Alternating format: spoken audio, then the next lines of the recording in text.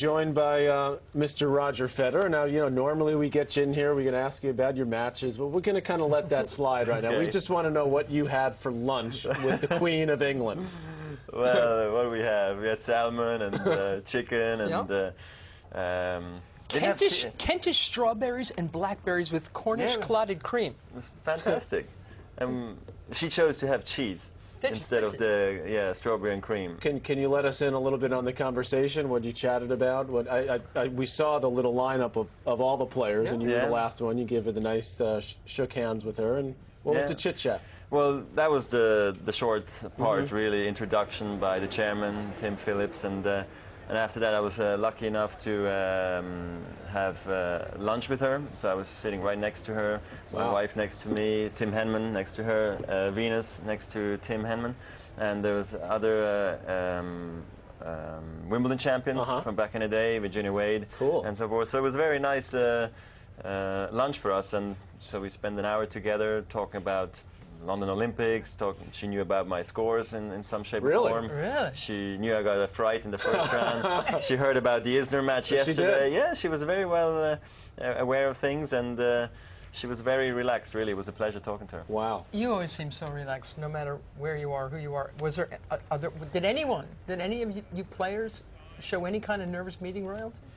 How'd you feel? I mean, I was somewhat relaxed because I've met many famous or people, important people, but obviously never quite prepared, and I knew the meeting on the lawn was going to be somewhat brief, so there's not much you can do wrong. You can just stand there and it's going to be perfect. But many of the other players, I had the feeling, were somewhat nervous because there's a tradition and a protocol that goes with it, and that kind of freaks you out too. Can I ask you about that? Because you're supposed to not. You can put your hand out to shake hands, or she has to do it first. Were you schooled at all on how to act in front of the Queen? No, I wasn't too schooled, actually. I stood there and I asked Novak, so...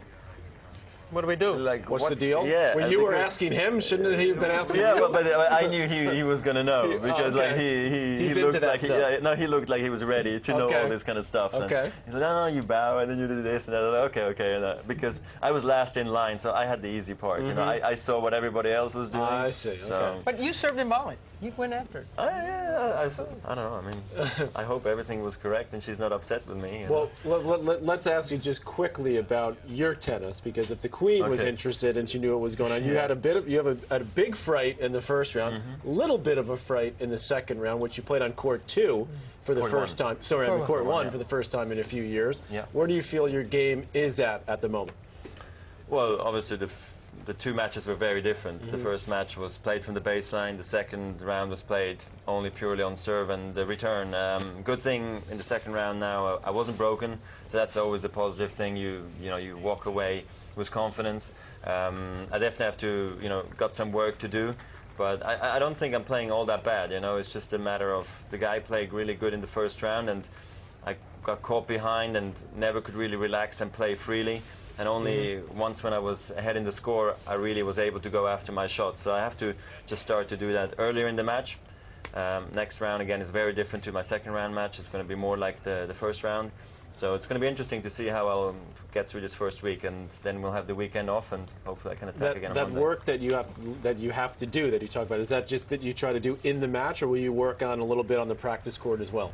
Well, a bit of both. I mean, I was hoping for some more rallies yesterday to get a feel for how I need to play from the baseline, but there was just no room for that. I mean, he was serving volleying, he was taking huge chances on the return, and that's why in the practice I was playing 2-on-1s, to redirect my backhand to the backhand corner, to the forehand corner, play my forehand well, and I was struggling a little bit on the return, these last couple of matches, so I hope that improves as well. I want to go back to the Queen for a moment, and the fact that you talked about the London Olympics. You've already expressed your enthusiasm for playing, and that thing's not for a couple of years now. You seem to me to be the kind of man who is so steeped in the history, more than any player I've known since I mean, you are so mindful and respectful of the history. I got to think that 40 years from now, you're going to be in the royal box on special occasions, and you're going to come and continue to honor the sport. Is that a good guess? I mean, I think if the schedule would allow me to, and obviously I would. No engagements. Yeah, no engagements. No, yeah, of course, but no. But you just seem like that kind I of man. absolutely feel.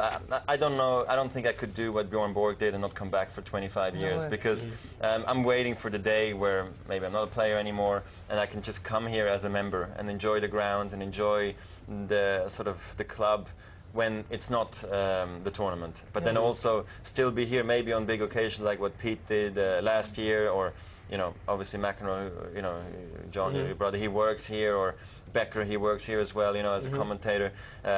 But regardless if you're a commentator or not, I just think it's nice to come back here on special occasions, like you say. I see a silver-haired Federer in the Royal Like my box. dad, right? Yes, Yeah. very, very much so. That's right. And I just think that's lovely. When people talk about how much longer is he going to play, he's going to struggle to stay number one. You've heard every conversation. My sense of things is you still like every single bit of this sport. Yeah, I do.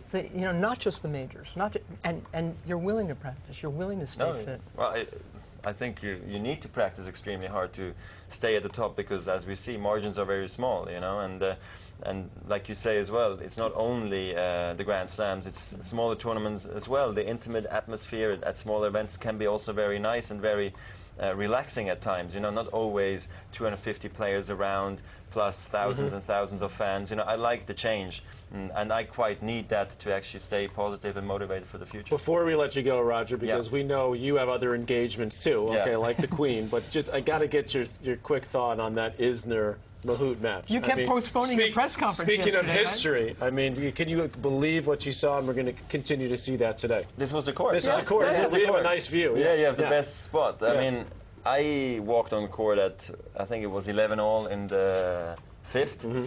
Came back. Well, obviously they were showing the score every change of ends, so it went from 32, 33. Oh, so you were watching it during your 4-set match? Yeah, they were always showing it, and the crowd's going like, oh, and they were just waiting for it to end, And the scoreboard broke. I saw that. 47-all. So when I came back and they were still playing, I mean, I had to watch probably at least 6, 7, 8 games, and every point you go like, all right, this is his chance, he's going to make it. Right. Boom, he's not going to make it, Race. And I mean, for me, it was an amazing match to watch, heroic effort from both ends, and the stats are just out there. I mean, mind-boggling. Mind-boggling, really. I mean, the ace stats, whatever stats you take. I mean, playing only for one set, 7 hours from 2 to 9 p.m.